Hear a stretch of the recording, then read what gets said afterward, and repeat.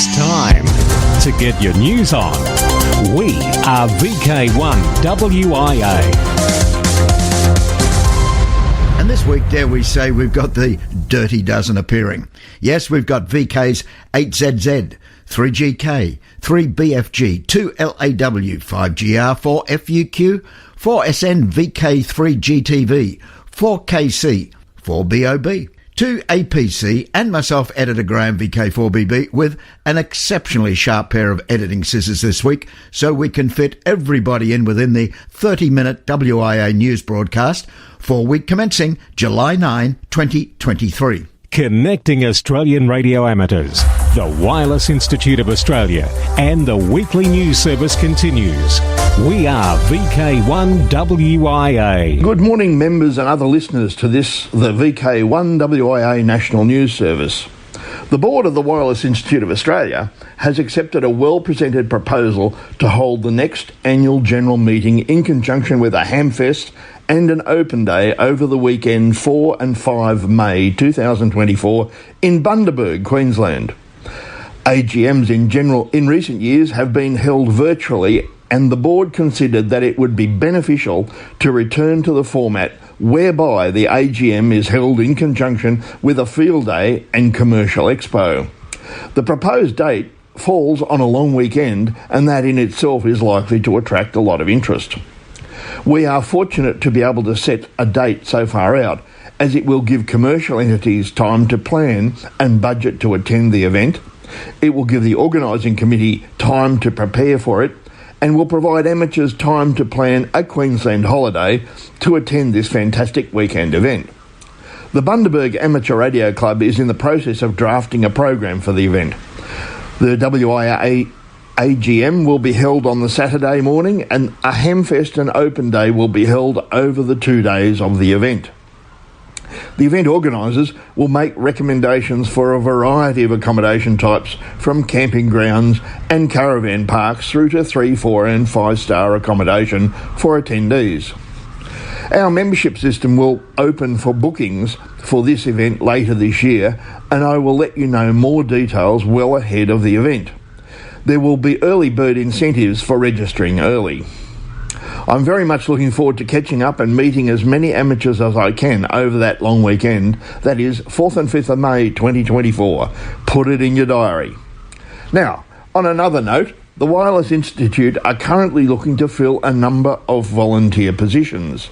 In particular, we are looking for members with suitable backgrounds to fill or assist with the following positions: the WIA Regulatory Council, the WIA National Inward QSL Manager, the YOTA Coordinator, Wireless Institute of Australia Representative to the Standards Australia, Contest Manager for the Ross Hull Memorial VHF and UHF Contest, and a number of Technical Advisory Committee positions, including the position of Chair. If you have interest in any of these roles, please forward your expression of interest and CV to secretary@wia.org.au. This has been WIA Secretary Peter Clee, VK8ZZ, for the WIA board. And being a Sunday morning, it's back to you, Kempy. Thanks, Pete. Okay, and being a Sunday morning, I guess we should check in with another one of the choir boys. Good morning. This is WIA Vice President Lee Moyle, VK3GK. The World Radio Sport Team Championship, WRTC, is an on-site ham radio competition held every 4 years. Previous WRTCs have been held in Seattle, 1990, San Francisco, 1996, Slovenia, 2000, Finland, 2002, Brazil, 2006, Russia, 2010, Boston, 2014, and Germany in 2018. This year it is being held in Italy, as it was postponed last year due to COVID. This weekend, the WRTC runs alongside the IARU contest, which is also being held this weekend of July 8th and 9th, and several of the WIA call signs will be active. The contest begins at 1200 UTC Saturday, July the 8th, and runs through to 11:59 UTC Sunday, July the 9th. Modes are both CW and SSB. Bands are 160, 80, 40, 20, 15 and 10 metres. The 2023 contest rules can be downloaded from the WIA website or from the link provided on the text version of the news. The exchange, IARU member society HQ stations such as VK3WIA send signal report and official IARU member society abbreviation. Example on SSB 59 Whiskey India Alpha, or on CW 599 WIA. Members of the IARU Administrative Council and the 3 IARU Regional Executive Committees send AC, R1, R2 and R3 as appropriate. All other participants send a signal report and your ITU zone, which for VK1 to VK8 will be either Zone 55, 58 or 59. Logs are due within 7 days after the event is over. Electronic Cabrillo logs are preferred and can be uploaded directly to the web app at http://contest-log-submission.arrl.org. Hope to see you in the contest. For now, 7-3 from Lee, VK3GK. Hello, I am Peter, VK3BFG. Amateur Radio Victoria is holding a 3-night online tutorial using Zoom for the Foundation licence, starting next Monday, July 10, 7 till 9 p.m. Eastern Australian Time. The recommended text is your entry to amateur radio, available from the Amateur Radio Victoria website. As the delivery is online, anyone in Australia can participate. The cost of the tutorial is $60 and you can enrol via the Amateur Radio Victoria website. An online individual assessment service is offered at the end of the tutorial. Hope to catch up next Monday. I'm Peter, VK3BFG. From here, there and everywhere, you've tuned to the Wireless Institute of Australia's National News Service. We are VK1WIA. Now with international news, Jason, VK2LAW. Hello. Leading this week's international news from Region 1, in Germany, the 46th Annual International Amateur Radio Exhibition Ham Radio attracted more than 11,000 visitors to Friedrichshafen, Germany in June. The ARRL, the National Association for Amateur Radio, sent a small delegation to the convention, greeting members and friends from the national amateur radio community and networking with other national radio societies. Mess Friedrichshafen Managing Director Klaus Wellman and Project Manager Petra Rathgeber were delighted with the success of the event. Ham Radio lived up to its reputation as Europe's largest amateur radio exhibition. This year's slogan, "We're all about STEM," was brought to full fruition, with many activities focusing on work with young people, something that really brought in the crowds. For the kids, a technical scavenger hunt featuring 25 stations. Also, students were encouraged to try sending Morse code and pass the QSL card quiz. ARRL participated in the Ham Rally, challenging young people to name and identify the US states. A total of 392 participants, including 149 commercial exhibitors and international associations, as well as 243 flea market exhibitors, represented the unique diversity of amateur radio from around the world. To Region 2 in the USA, the Big Bang Theory antenna lives on. An antenna that holds an important place in scientific history sits on a small parcel of land in Crawford Hill in Homedale Township, New Jersey, USA. The antenna is known as the Homedale Horn antenna and was built in 1959 by Bell Labs. It was originally designed to bounce radio signals off of reflective satellite balloons for long-distance communication. It worked, and the Homedale Horn antenna was no longer needed. Two Bell Labs employees in 1965 used the antenna to search for radio transmissions in outer space. They pointed the antenna toward what was considered a quiet area, but what they discovered was anything but quiet. They discovered cosmic microwave background radiation, which provided evidence for the Big Bang Theory. Now there is an historical marker at the site. In mid-June 2023, the Homedale Township Committee voted unanimously to approve resolutions that will begin the process of acquiring 2 of the 3 parcels that make up the Crawford Hill property. The Township Committee is leaving the 3rd parcel to be a part of the redevelopment toward preserving Crawford Hill as a public park to celebrate the horn antenna's place in scientific history. The United States Navy knows what almost every amateur radio operator knows too, that sometimes the software that enhances your transmissions on HF needs a major upgrade. In this case, it's an $87.5 million upgrade for the Navy, and the work will be done on a long-range surveillance system by Raytheon Technologies Corporation. The system is known as ROTHR, which is short for Relocatable Over the Horizon Radar, and it detects and tracks surface ships and aircraft by using long-range radar in the HF part of the spectrum. The 4-year contract will provide software enhancements, maintenance, installation, removal, integration and testing, amongst other things, and will be conducted mainly in Virginia and Massachusetts. ROTHR systems have been used to track drug smuggling and are in fact considered the government's primary form of surveillance in the war on drugs. To Region 3 in New Zealand, the NZ equivalent of our own ACMA, the Radio Spectrum Management RSM, their team recently attended the Comms Connect conference held in Christchurch on the 13th of June 23. RSM say Comms Connect is a fantastic platform for them to provide updates on the various upcoming projects and their timelines. Attendees gained valuable insights into the future plans of RSM, allowing them to align their own strategies accordingly. Furthermore, RSM took the opportunity to inform industry professionals about the latest developments surrounding the new register of radio frequencies. They reassured attendees that their concerns were being taken seriously and that efforts were underway to resolve any issues related to the new RRF. It was a great opportunity to catch up face-to-face with many New Zealand licence holders and industry professionals. Such open dialogues help foster collaboration and ensures that all stakeholders are on the same page, RSM said. For VK1 WIA National News in Sydney, I'm Jason, VK2LAW. Now, operational news, the Wireless Institute of Australia and the weekly news service. And don't forget, operational news, it's a contact sport. And contacting us this week, joining Felix, VK4FUQ, we'll have both VK4SN and Grant, VK5GR.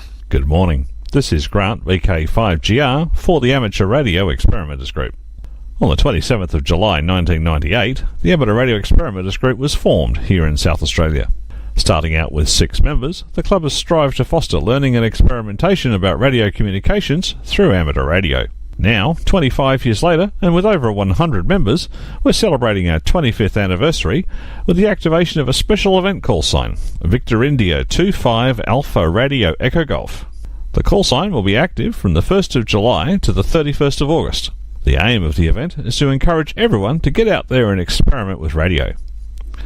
To support this, we are planning on operating VI-25 AREG on as many different modes as possible, and are creating an award certificate to recognise the achievement in making contact with us on at least 3 different operating modes.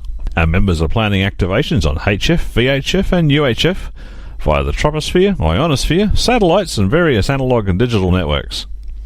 We'll be active both from home and portable, with a focus on parks activations within the WWFF program.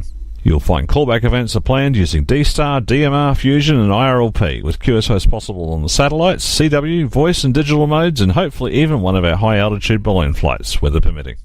Special commemorative QSL cards will also be available via OQRS, and an electronic award certificate is planned for people who supply evidence of having worked VI-25 AREG on at least 3 or more different modes. This is an event designed for everyone, everywhere to get involved. Seek us out and give us a call. We'd love to hear from you. For more information about our activities, head over to our website, areg.org.au. We hope to hear you on air on our 25th anniversary. 73's from Grant, VK5GR, on behalf of AREG. Hello there. Let's open the DX window. Entries for the April-June period of the Ted Powell Memorial DX Challenge are now open until the 14th of July. This contest was developed by the Fisher's Ghost Amateur Radio Club in memory of Ted Powell, who became a silent key in 2014. Ted's passion was working RadioX and collecting QSL cards. At the time of his passing, Ted had worked 301 entities and confirmed 300 by QSL cards. If you have worked any DX over the past 3 months, head over to the Fisher's Ghost website and submit your entry. As with all URLs and points of contact in all editions of WIA National News, see our text for more details. Best read on wia.org.au. Listen for the special call sign IL3P on the air until the 30th of September throughout the Italian region of Veneto. Be listening especially on the 28th through to the 31st this month as the team activates Palestrina Island, IOTA EU 131, holiday style, and participates in the IOTA contest. See QIZ.com for QSL details. The next RSGBI contest is but a high tide or more away, 29-30 July 2023. Croatia. Special event station 9A150 Tesla is QIV during July, celebrating the 150th anniversary of Nikola Tesla's high school education. QSL direct to 9A7R. Sea of Peace. This award, be listening for DL50 SAP, was first awarded by the Amateur Radio Organization of the former German Democratic Republic in 1958 and has been continued by the DARC District, Mecklenburg, West Pomerania since 1991. Special event station DL50 SAP will be QRV till July 31, marking the 65 years of the Sea of Peace Award. QSL via LOTW. Now contest-wise, July 15, Trans-Tasman Leiband Contest next weekend. Hi, this is Alan, VK4 Sierra November, with information for the upcoming Trans-Tasman contest. During a recent ZL contest I participated in, some ZL operators commented that they were looking forward to working across the ditch in the Trans-Tasman. The contest will be next Saturday on the 15th of July. There are 6 hours of fun starting at 0800 UTC until 1400 UTC. That's 6 p.m. to midnight local time on the East Coast. There are 3 by 2 hour blocks where reworking is allowed per band per mode in the new block. Using 160, 80 and 40 metres, an operator can use SSB and CW or RTTY or PSK. Exchange the signal report and a serial number starting at 1. Categories include single op high power, single op low power and single op QRP, plus the multi-operator stations. QRP is 5 watts or less, low power is 5 to 100 watts, high power is 100 to 400 watts. Please submit Cabrillo 3 version logs within 7 days to vklogchecker.com or email to the manager as per the rules. VKCL Logger is still in use and does produce the correct Cabrillo format. M1MM users can download the user-defined contest from my website vk4sn.com under contests. All information is on the WIA contest page. Good luck and hope to work you. This is Alan, VK4 Sierra November. Trans-Tasman Leiband Contest next weekend. Oh, and dare don't forget, the next RSGBI contest is 29-30 July. August 12 and 13, Remembrance Day Contest. This contest commemorates the amateurs who died during World War II and is designed to encourage friendly participation and help improve the operating skills of participants. It is held on the weekend closest to the 15th of August, the date on which hostilities ceased with Japan and the Southwest Pacific area. August 26-27, a Lara contest. Contest is always on the last full weekend of August. Wilds work everyone. OMs work wilds only. October, Oceania DX OCDX contest. Phone. The first full weekend in October each year. 0600 hours UTC Saturday to 0600 hours UTC Sunday. CW. Second full weekend in October from 0600 hours UTC Saturday to 0600 hours UTC Sunday. Log deadline for all phone and CW logs, 31 October. For VK1WIA National News, I'm Felix, VK4FUQ Enningham. From here, there and everywhere, you've tuned to the Wireless Institute of Australia's National News Service. We are VK1WIA. Now, Special Interest Group News with Cole, VK3GTV. Hello, welcome to the segment. First up, it's Worldwide Special Interest Group News, Summits on the Air, Worldwide Flora and Fauna Program, Parks on the Air, and other adventure groups. SOTA, the Summits on the Air Ireland Group, has organised an activity weekend this weekend, Saturday the 8th and Sunday the 9th of July, UTC, coinciding with a similar event in Wales. It's taking place in the Wicklow Dublin Mountains, based out of the Irish Mountaineering Hut in Glenlock County. The group is looking forward to contacting SOTA activators, chasers and all amateurs, not only in Ireland but abroad. Now from the mountain tops to the water's edge, BOTA, Beaches on the Air, and VK4KC puts his toe in the water for us. Beaches on the Air is an award scheme for radio amateurs that promotes portable operation from beaches. It is a global program that has been operating since 2016 and is starting to gain momentum in Australia with a number of recent activations on the East Coast. Living in a country renowned for our beaches, it is ideal to combine portable ham radio operations with the beauty of our beaches. Here are some more positives about the program. You can find beaches that are dog-friendly. Bring the family along, and whilst they are playing in the sand, swimming, or reading a book under the cabana, you can play ham radio. Take advantage of the saltwater effect, especially with vertical antennas. There are thousands of beaches already in the system, and if the beach that you want to activate is not in the system, then there is an easy way to add it. To participate in the program as an activator and or as a chaser, please register at beachesontheair.com.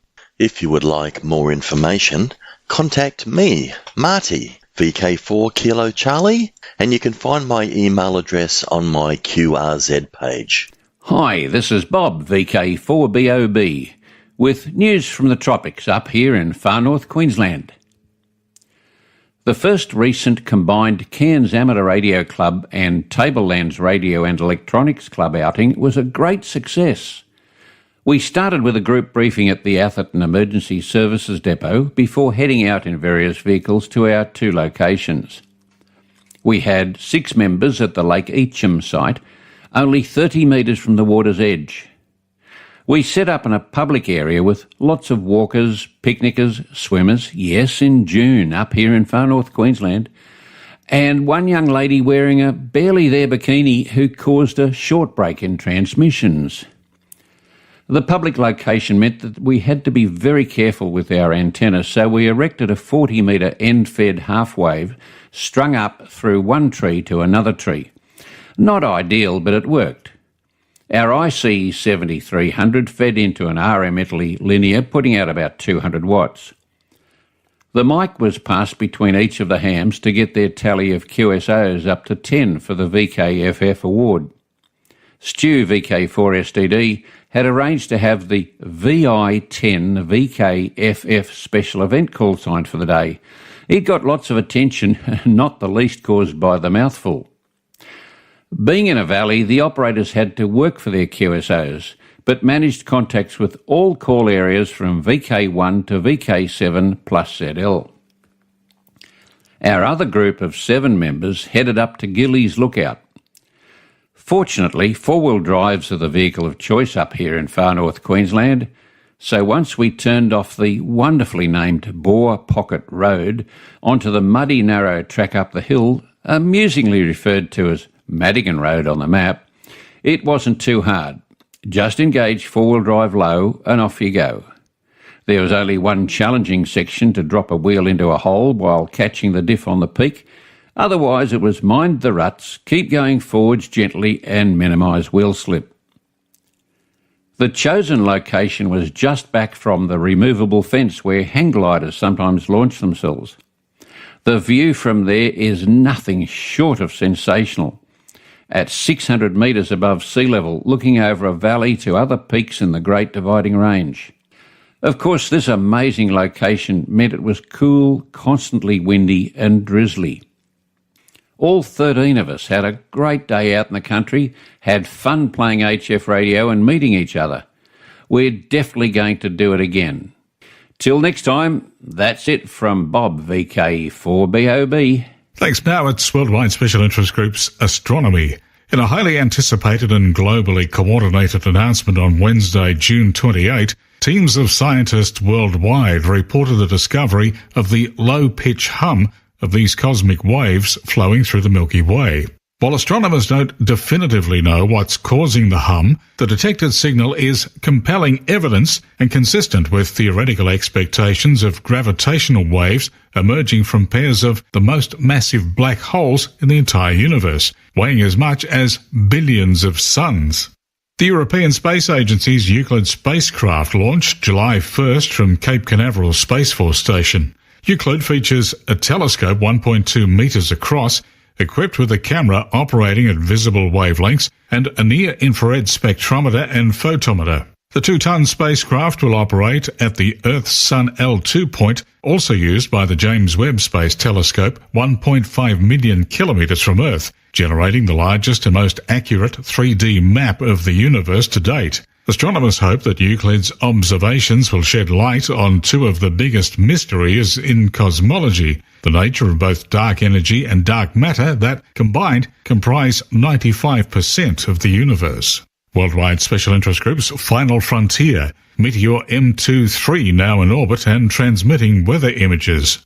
Meteor M satellites are Russian-owned weather imaging satellites that are in polar orbit.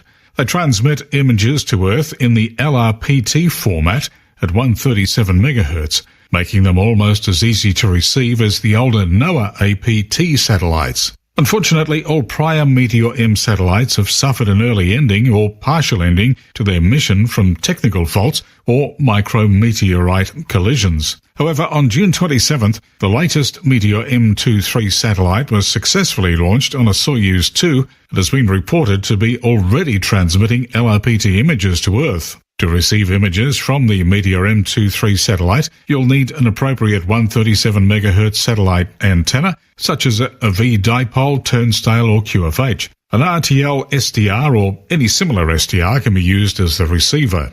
These days, the easiest software to use to receive Meteor M23 is probably SatDump, whose Windows and Android binary releases can be downloaded from the GitHub releases page. Linux users can follow the build guide in the SatDump README. The SatDump GUI is said to run well on an Orange Pi 5 for a good portable solution. Worldwide Special Interest Group IOTA, Islands on the Air. Timo AH1NOA will be active from Hiiumaa Island, Estonia, IOTA EU 034, as ES1NOA/0 from this weekend, UTC July 9 to 12. He'll activate some ESO-ESFF references on 80 through to 10 metres, CW and SSB, and hopes to activate the base camp on FT8, a rare locator square, KO18, possibly in the evening of the 9th. ES1NOA operates also from the mainland ESFF on July the 12th. Closer to home, the Intrepid DX Group is pleased to announce that all plans to activate H40WA Solomon Islands, Tuamotu Province are going well. Operational dates will be from October 26th, completing operations on November the 9th. 8 operators will make the 15-day activation of this entity. Tuamotu Province ranks number 45 on Club Log's Most Wanted DXCC list. Next up, it's Worldwide Special Interest Group's Radio Amateur Young Timers, YOTA, Youngsters on the Air. How young can we go? Let's find out, as Alec joins us with the lowdown. Thanks, Cole. The Czech Radio Club, in cooperation with the IARU Region 1 Youth Working Group, is organising the KOTA sub-regional camp at the Castle Tranov from September 15th to 17th.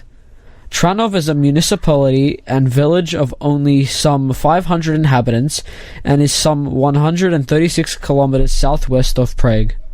This camp will provide a fantastic opportunity for young radio enthusiasts between the ages of 10, 15, and to come together and participate in thrilling programs and activity. During the camp, participants will have the chance to engage in various interactive sessions, workshops, and hands-on demonstrations. The program is designed to offer valuable insights into the world of amateur radio, fostering a spirit of exploration and learning. For particularly our European listeners and readers, this program will be conducted primarily in the Czech language, and due to the young age group, they kindly request that you consider this factor when recommending participation. This event is intended to be an extension of the existing YOTA initiative. Since the event includes a new target audience, the 2023 event is intended to serve as a pilot project to further discuss the concept at the upcoming IARU Region 1 General Conference in Serbia in November. Meanwhile, it will be treated as a YOTA sub-regional event in terms of monetary support and program. Now back to Cole, VK3 GTV. Thanks, Alec, and that wraps up Special Interest Group News for this week. I'm Cole, VK3GTV. And I'm Graham, VK4BB, and that also wraps up the entire WIA national news for another week. Until next week, walk softly. From Australia, this has been the Wireless Institute of Australia with the weekly news service. This broadcast is in text, audio and video and is accessed on wia.org.au. Courtesy of Bevan, VK5BD's ATV and YouTube channel, this has been WIA National News. We're back now, live and local, and your voice, your callbacks. And don't forget, tick like.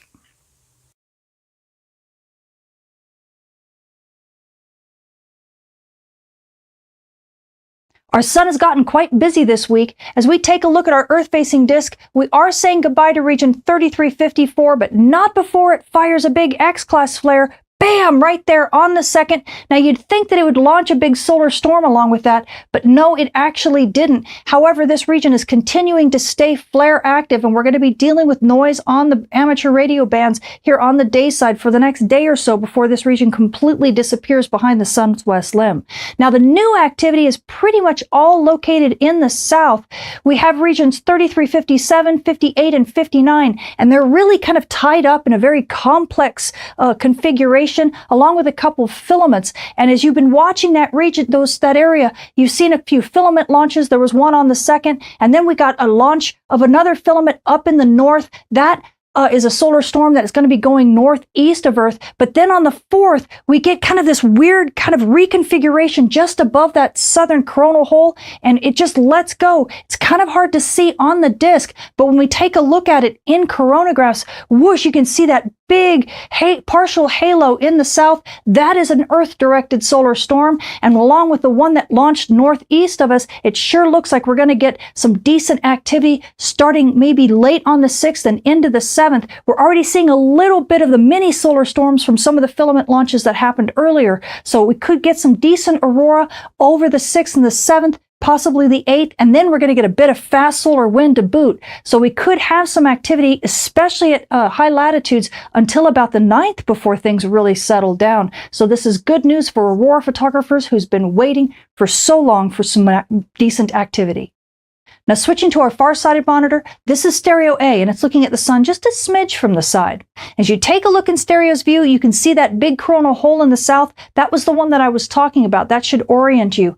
And you can also see that kind of finger-like coronal hole kind of in center disk. Well, that is going to be rotating into the Earth strike zone in and around the 8th or so, and that's going to be the fast solar wind that's going to chase the 1-2 punch that we're getting that could extend that storming for a little while. But as we take a look at the east limb in stereo's view, look down in the south. Do you see that bright region? Now, one of those, there's actually several regions here, and one of those regions is region 3363 that's just beginning to rotate into Earth view, but another one, and there's one behind that. We have to look at the JSOC helioseismology far-sighted viewer, and we take a look at that. You can actually see those dark regions. Those are old active regions that are surviving their far-sighted passage, and they're strong. So these regions are going to be rotating into Earth view here in the next couple days. Plus, we have this coronal hole that you can also see kind of in the north. That's going to be giving us some fast solar wind here in about probably 2 weeks or so. So you definitely can see that we're going to have some big activity coming up very soon, including big flare players and perhaps some more chances for solar storming. Now, switching to our solar storm prediction model, Enlil, this is NASA's version of the model. You're looking down at the sun from the North Pole with Earth being off to the right. And as we take a look at the 2 solar storms being launched, you can see the first one being launched definitely to the east of Earth. That's the slower one. And the second one, which is much faster, is much more of a direct hit. Now, because the first one is actually going to the north of Earth and the second one is going to the south of Earth, there's not going to be all that much interaction. But we should get an impact early to midday on the 7th of July, and that interaction may actually cause the storming to extend. In fact, we're going to get a little bit of some fast solar wind after these 2 storms hit that could extend the storming even further. Taking a look at the NOAA's version of Enlil, in this case, the top panel's density, the bottom panel's velocity. Again, you're looking down at the sun from the North Pole with Earth being off to the right. Again, this time when you see the storms being launched, they're already kind of interacting a bit more, and they kind of come out as one big mess of things. And the impact time, however, is still about 7 UT on the 7th, so the two models definitely agree. And you can even see there's a little bit of a precursor, which is what we're feeling right now. That's the precursor of that fast solar wind that we're going to experience. So already we're getting a little bit of disturbed conditions, but on the 7th through the 8th, we should get some decent aurora, possibly down to mid-latitudes, and then things will go into fast solar wind, which could extend to stormy, especially at high latitudes. So aurora photographers, here's a nice long window to get some decent aurora, and it's been about time. Switching to our moon, we are now coming out of the full moon phase on our way to a third quarter, and by the 10th, the moon will still be about 45% illuminated. So you night sky watchers, if you want to catch those dim objects in the sky and, I don't know, maybe some aurora, well, you're going to have this bright companion, so you're going to need to check your local rise and set times. Switching to our solar storm conditions and aurora possibilities over the coming week, we are anticipating the impact from that 1-2 punch of those two solar storms, followed by some fast solar wind. So at high latitudes, NOAA is expecting minor storm conditions, but we have up to about a 35% chance of a major storm, and this is going to peak right about midday on the 7th, and then continue storming, possibly decent storming through the 8th, and then into the 9th, we're going to start getting some fast solar wind, and that's when things are really going to start calming down. So aurora photographers at high latitudes, boy, you're going to get a decent chance for aurora. You might even be experiencing some right now because conditions are already beginning to ramp up ahead of these storms. Now, at mid-latitudes, the story's not quite so great, but not too bad. We're only expecting active conditions, but we do have up to about a 25% chance of a minor storm. Again, the peak is going to be on the 7th, but you could get continued shows, sporadic shows through the 8th, and possibly a little bit in the 9th as things begin to calm down. But likely the 7th is going to be really when you're going to need to time it if you're going to go out and chase. Switching to our solar flare and dayside radio blackout outlook over the coming week, we are saying goodbye to region 3354 as it rotates to the sun's far side, and this is having an effect on the solar flux. We are kind of tuning down just a little bit. In fact, we're now sitting about the mid 150s, and that may go down even further, maybe to about 145 or so before things begin to ramp back up with the new regions that are going to rotate into view over the next couple days.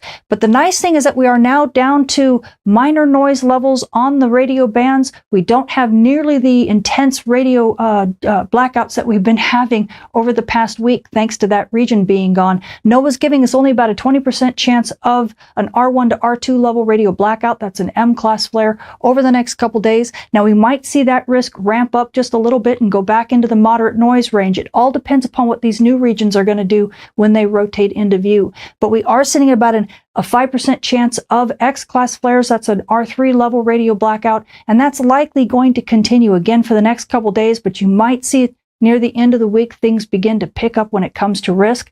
But for the moment, we can take a breather. Switching to our radiation storm and polar aviation outlook over the coming week, thankfully everything is in the green this week due to region 3354 rotating to the sun's far side. We are sitting at the D1 normal range for you aviators, which is also known as the S0 all quiet range. In fact, NOAA is only giving us about a 1% chance of an S1 to S2 radiation storm over the next 3 days or so, and likely that trend is going to continue throughout the entire week. So you frequent flyers and you pilots and you air crew and you high-risk passengers, breathe a sigh of relief and enjoy your week because it looks like you're getting a nice reprieve. So the space weather this week has gotten very busy. Now we are saying goodbye to region 3354, and although it has been a big solar flare producer and has given us a lot of noise on the amateur radio bands, it really hasn't been much of a solar storm producer, at least not any solar storms directed towards Earth.